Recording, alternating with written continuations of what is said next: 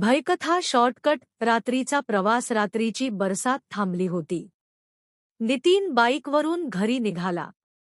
मुख्य रस्ता बंद असल्यामुळे त्याने पहिल्यांदाच एक अरुंद शॉर्टकट घेण्याचं ठरवलं.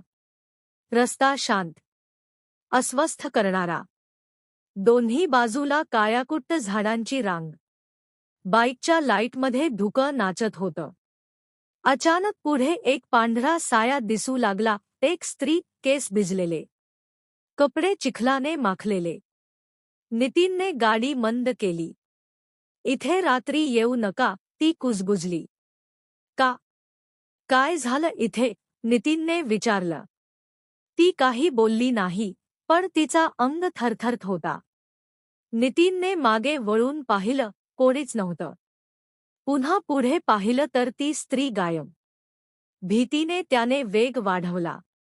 काही अंतरावर पोहोचल्यावर त्याला रस्त्याच्या कडेला पडलेली सिग्नलची तुटलेला खांब दिसला.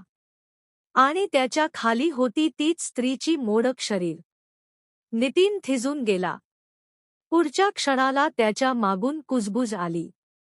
मी सांगितलं होतं, इथे रात्री येऊ नका. नितीन वळून पाहतो, आणि तीच भिजलेली स्त्री पुन्हा त्याच्या मागे उभी. तिचे डोळे पोकळ, चेहरा फाटलेला. मी शॉर्टकट घेतला आणि कधीच घरी पोहोचले नाही, ती धीम्या पण भयानक आवाजात म्हणाली. बाईक बंद पडते. नितीन थरथरतो. ती स्त्री हळूहळू पुढे येते. आज कोणीतरी तुझ्यासारखं इथे येत असतो. आणि मी त्याला थांबवते. नितीन ओरडण्याआधीच तिचा हात त्याच्या खांद्याला स्पर्श करतो, बर्फासारखा थंड. रस्त्यावर पुन्हा धुक्याचं साम्राज्य.